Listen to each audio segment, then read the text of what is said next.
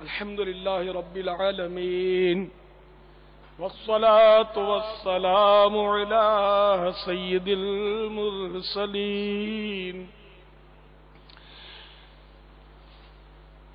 أما بعد فأعوذ بالله من الشيطان الرجيم بسم الله الرحمن الرحيم الصلاة والسلام عليك يا رسول الله وعلى آلك وأصحابك يا حبيب الله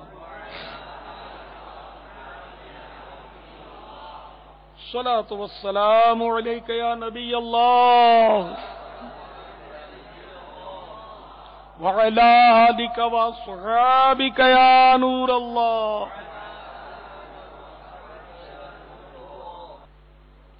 الحمدللہ آج 1431 سنہ ہجری کے ربیع النور شریف کی آج 5ویں شب ہے.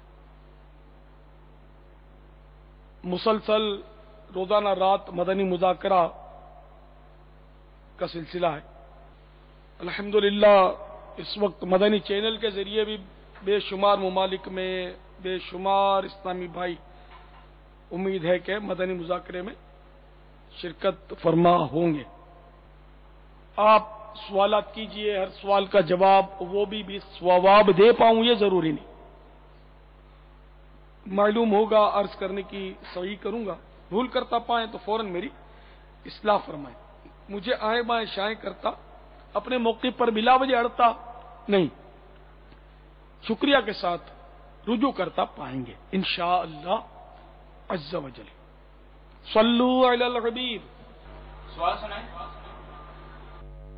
میں احمد رضا انڈیا سے گجرات گونڈل سے بات کر رہا ہوں. میرا سوال یہ ہے کہ کیا جلوس کے اندر میں جو رسالے تقسیم کیے جاتے ہیں تو اس میں عورتیں بھی ہوتی ہے، تو کیا آپ نے وہ عورتیں کو رسالے تقسیم کر سکتے ہیں؟ گونڈل والے ہمارے اسلامی بھائی احمد رضا، ہند میں گونڈل ایک شہر ہے گجرات صوبے کا، تو وہاں سے یہ پوچھ رہے ہیں کہ لنگر رسائل کیا ہم جلوس میں شریک اسلامی بہنوں کو بھی دے سکتے ہیں؟ اول تو اسلامی بہنوں کو جلوس میں شرکت کی اجازت نہیں ہے، یعنی مدنی برقعے کے ساتھ بھی اجازت نہیں ہے. کیا جائے کہ بے پردہ، تو بے پردہ اسلامی بہنیں بھی، اب اسلامی بہنیں ہی کہنا پڑتا ہے. بہرحال اب ایسی بے پردہ بے حیا عورتیں کہ جو لاکھوں ہزاروں مردوں کے بیچ میں گھس گیا جلوس میں، اب وہ بھی اسلامی بہن، اب کیا کریں، ناراض ہو جائیں گی ورنہ. تو ان کو بھی آخر اسلامی بہن تو بنانا ہے نا حقیقت میں، مدنی برقع پہنا کر. تو اس لیے وہ اسلامی بہنیں جلوس میں شرکت نہ کیا کریں، نہ کیا کریں، نہ کیا کریں، کوئی اجازت نہیں ہے. اسلامی بھائیوں کا جلوس ہے، اسلامی بہنوں کا نہیں ہے. مگر کچھ نہ کچھ بہرحال گھس جاتی ہیں سائڈوں پہ اور چلتی ہوتی ہیں، مگر یہ بھی اس کی بھی اجازت نہیں ہے. تو ان کو تو پانی بھی نہیں پلانا چاہیے. آپ رسالہ دینے کے لیے بات کرتے ہیں، ان کی ہمدردیوں میں جا کے ان کو پانی پلاتے ہوں گے. ان کو جا کے وہ جو لنگر بٹتا ہے نا، نیاز جو بانٹتے ہیں، دعوت اسلامی والے نہیں، ہر طرح کے لوگ ہوتے ہیں نیازیں بانٹتے ہیں، وہ عورتوں میں جا کے بانٹتے ہوں گے. اب وہ کس نیت سے بانٹتے ہیں وہ اپنے دل سے پوچھے کہ آخر ان کی ہمدردیاں کیوں اتنے ہزاروں مردوں کو چھوڑ کے ان میں جا کے گھستے ہوں. تو ایسوں کو بھی روکنا، ان کو پانی بھی نہ پلائیں تاکہ یہ تنگ آ کر بھی گھر گھس جائیں اور جلوس میں آئیں نہیں.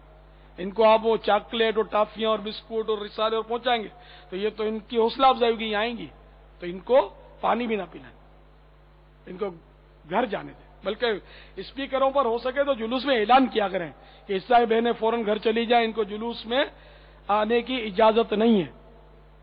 تو اس طرح شرمندہ ہو کر ہو سکتا ہے کچھ نہ کچھ غیرت مند اسلامی بہنیں گھر میں چلی جائیں گی.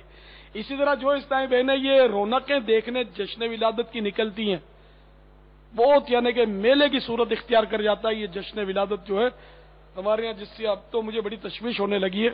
اتنی بے پردگیاں اور مطلب مردوں کے ساتھ گڈ موڈ ہو کر عورتیں جو ہیں وہ چل پڑتی ہیں. تو یہ بالکل روشنائیاں دیکھنے اور چراغاں دیکھنے کے لیے نہ نکلا کریں. عورت اور چار دیواری، بس ان کو چار دیواری میں رہنا چاہیے.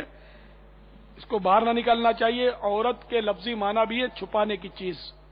تو عورت جو ہے وہ چھپانے کی چیز ہے، تو چھپانے کی چیز کو چھپا کر ہی رکھنا چاہیے. مردوں کو بھی چاہیے کہ جن کی چلتی ہے گھر میں، مگر وہ مرد، اب ان کو مرد کہوں یا کیا کہوں میں، جو خود مطلب لے کر نکلتے ہیں سب سیر کرانے کے لیے شاپنگ سینٹروں میں، تفریح گاہوں میں، اور پتہ نہیں کہاں کا، تو وہ چراغاں بھی دکھانے لے کر آتے ہیں تو مردوں میں گھس جاتے ہیں لے کے. توبہ استغفر اللہ. اللہ تعالیٰ ہماری اسلامی بہنوں کو بھی عقلی سلیم دے اور اسلامی بھائیوں کو بھی دے. وہ اکبر الہ آبادی کا ایک شعر یاد آیا، بے پردہ کل جو آئی نظر چند بیبیاں، اکبر زمین میں غیرت قومی سے گڑ گیا. بے پردہ کل جو آئی نظر چند بیبیاں، اکبر زمین میں غیرت قومی سے گڑ گیا. پوچھا جو ان سے آپ کا پردہ وہ کیا ہوا. انہیں عورتوں سے گویا پوچھا جو ان سے آپ کا پردہ وہ کیا ہوا. کہنے لگی وہ عقل پہ مردوں کی پڑ گیا.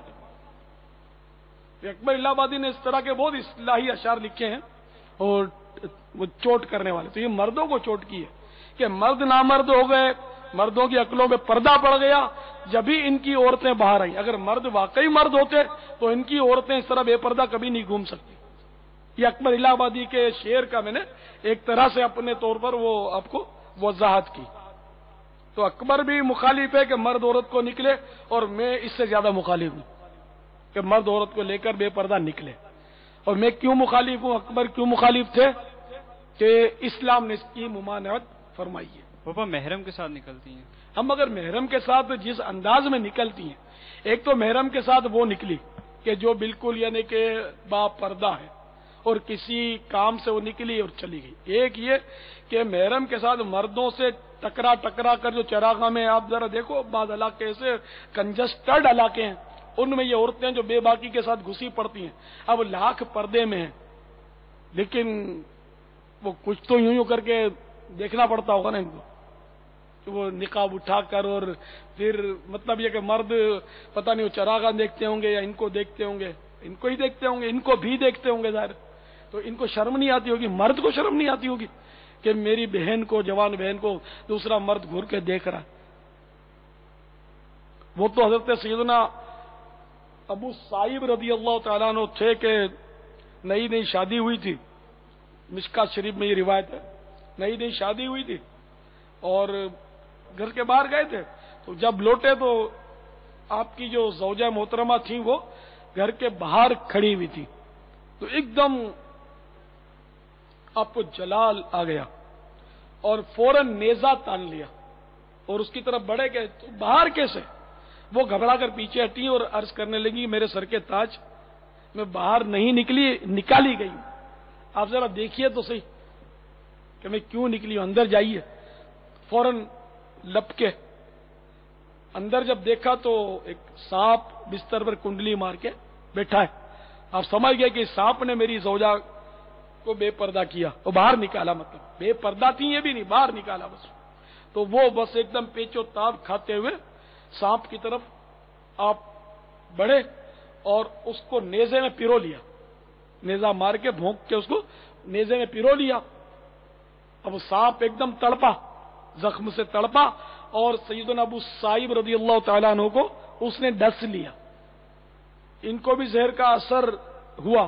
ادھر سانپ جو تھا وہ نیزے کے زخم کی وجہ سے تڑپ کر مر گیا، اور اس طرح ابو سائب رضی اللہ تعالیٰ عنہ سانپ کے ڈسنے اور زہر کے چڑھنے کے سبب دم توڑ گئے. تو آپ نے دیکھا کہ وہ حضرات کتنے غیرت مند تھے. اب اس کا مفہوم ہے مخالف کیا میں یہ بولوں کہ یہ بے غیرت ہیں جو بے پردہ عورتوں کو لے کر پھرتے ہیں تو میری ناراض ہو جائیں گے. چلو میں نہ بھی بولوں تب بھی اگر ہو یا نہیں ہو وہ حدیثوں میں دیکھ لیتے ہیں کہ ہو یا نہیں.